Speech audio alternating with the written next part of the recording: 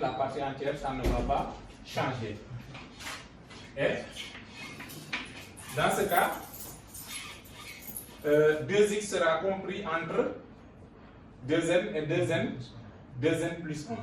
Et dans ce cas, la partie entière de 2x sera égale à 2n. D'accord. E2, 2x sera égal à 2n. D'où f de x sera égal à 2n moins n égale à n. Égale à n si x appartient à l'intervalle n plus 1 demi.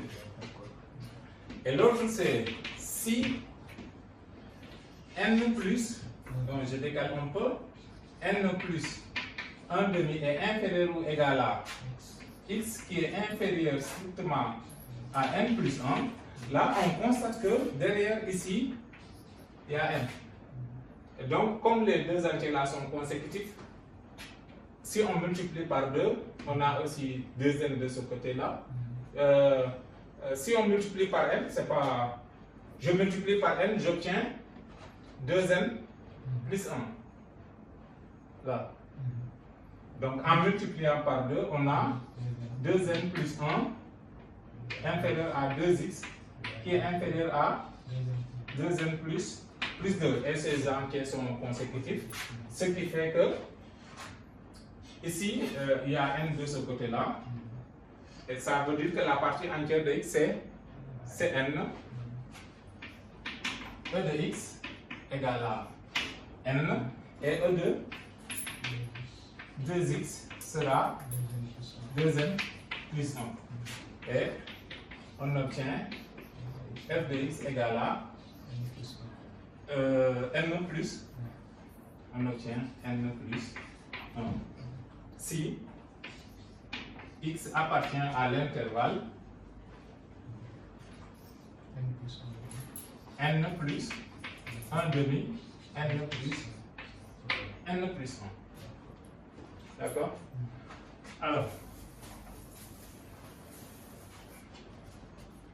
donc finalement, qu'est-ce qu'on a?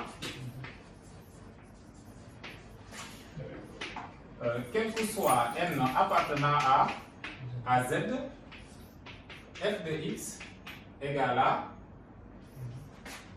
n si x appartient à d'accord à n plus 1 demi et c'est égal à n plus 1 si x appartient à l'intervalle n plus 1 demi n plus 1.